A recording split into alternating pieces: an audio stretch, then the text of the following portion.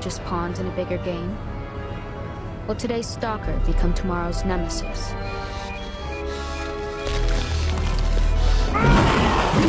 အမှန်တရားဆိုတာလူတွေဝန်ခံကျင်တာထပ်ပို့ပြီးတော့အမောင်ဖုံးနေတတ်တာဆိုတာကျွန်မအမဲသိခဲ့တယ်လူအများစုကမျက်စိမိတ်ပြီးလောကကြီးကိုလှလှပပမြင်ကျင်ကြပေမဲ့ကျွန်မကတော့အမောင်တွေကအရေးတီကိုပဲကြည်နေတတ်တာအဲ့ဒီညကတော့အုပ်ထဲမှာတိုင်လာနဲ့တွေ့ခဲ့တယ်သူကတော့ဒါကိုရိုးရိုးတန်းတန်းချင်းတွင်းမှုတစ်ခုလိုထင်နေတာပေါ့ဒါပေမဲ့ကျွန်မကတော့သူ့ရဲ့မျက်နှာဖုံးနောက်ွက်ကမစ်ဆာကိုမြင်နေရပြီသူ့ကိုကျွန်မတဲတိုးပဲပြောလိုက်တယ်နေတာ height ဆိုတာတော်ဝန်ဆိုကြီးပဲလို့သူကတော့ညင်းတာပေါ့ဒါပေမဲ့ကျွန်မမှာ night shades အဖွဲ့ဝင်တွေအရင်အင်အားပါလာတယ်ကျွန်မတော့သူ့ကို Xavier ရဲ့အနုပညာစတိုးဟောင်းတွေမှာတန်ကြိုးနဲ့ချီနှောင်လိုက်တယ်အမှန်တရားဆိုတော့နာချီမှုကနေတဆင်ပွင့်ရလဲတတ်တာမျိုးမဟုတ်လားကျမမှာတက်တည်ရှိတယ်တိုင်လာရဲ့အမေဟာလည်းကျမအမေနဲ့အတူနေပါမမှာကြောင်းတက်ခဲ့တဲ့အောက်ဂတ်စ်တယောက်ပဲတိုင်လာစီမှာလည်းအဲ့ဒီသွေးတွေစီးဆင်းနေတယ်ဒါပေမဲ့ကျမရဲ့ဖိအားပေးမှုတွေကအရာမထင်ပဲပြဿနာပဲတက်ခဲ့တယ်ကျောင်းအုပ်ကြီး Wims ကရဲခေါ်လိုက်တဲ့အတွက်ကျမအဖမ်းခံခဲ့ရတယ်ပြန်ပြီးဆွဲမှုတယ်လေဒါပေမဲ့ရဲစခန်းရဲ့အမောင်ကြီးထဲမှာတိုင်လာကသူ့ရဲ့လူကောင်းဟန်ဆောင်မှုကိုဖယ်ချလိုက်တယ်သူပြုံးနေခဲ့တယ်သူလူတက်ခဲ့တဲ့အချိန်တိုင်းကိုဘလို့သဘောကျခဲ့ကြောင်းကျမကိုတိုးတိုးလေးဖျော့ပြသွားခဲ့တယ်။အဲ့ဒီအချိန်မှာကျမရင်ထဲမှာအေးဆက်တဲ့ဒေါသတွေပြည့်သွားခဲ့တယ်။လူတိုင်းကကျမကိုယူနေတယ်လို့ထင်ခဲ့ကြပြီမယ်။ကျမကတော့အမှန်တရားကိုတယောက်တည်းဆုပ်ကင်ထားရသူဖြစ်နေခဲ့တယ်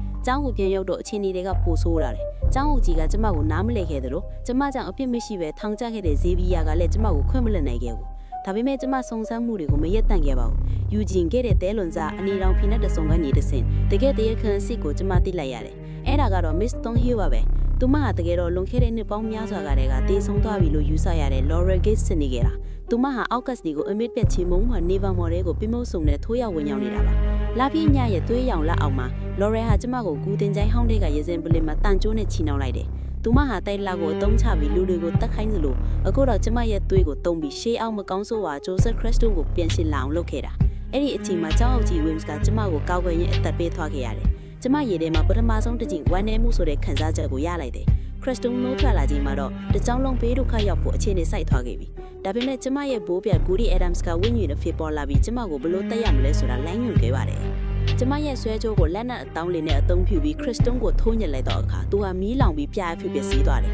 ။ Laurel ကိုလည်းကျမတို့နှိမ်နှုံနိုင်တယ်။အဲ့ဒီနောက်မှာတော့တိုင်လာက high အဖြစ်ပြောင်းပြီးကျမကိုတောအုပ်ထဲမှာတိုက်ခိုက်ပြန်တယ်။ဒါပေမဲ့ဒီတစ်ချိန်မှာတော့ကျမတယောက်တည်းမဟုတ်တော့ဘူး။ဝန်ပို့သေးအဖြစ်အောင်မြင်စွာပြောင်းလဲသွားတဲ့ Enid ကကျမကိုကယ်တင်ခဲ့တယ်။ကျောင်းတော်ကြီးပျက်စီးသွားပေမဲ့ကျမတို့အောင်ပွဲခံနိုင်ခဲ့တယ်။ကျမအမြဲတမ်းတယောက်တည်းပဲလို့ထင်ခဲ့ပေမဲ့အခုတော့ကျမဘေးမှာတငယ်ချင်းတွေရှိနေပြီ။ဒါပေမဲ့မပြောင်းမွေ့လိုက်ပါဘူးနော်။တစုံတစ်ယောက်ကကျမကိုစောင့်ကြည့်နေတော့ပါ။ဒီဇလန်ကအခုမှစတင်တာပါ။ ဒီဇလန်လေးကိုစိုက်တယ်ဆိုရင် like and share လုပ်ပြပါတော့။နောက်ထပ်ဗီဒီယိုလေးကြည့်ချင်တယ်ဆိုတာကိုလည်းမှလုပ်ပြနိုင်ပါတယ်။ဇလန်ကောင်းလေးကိုဘယ်မှာချင်ဆိုရင်တော့အခုဒီ page ကို follow လုပ်ထားလို့နေပါမယ်နော်။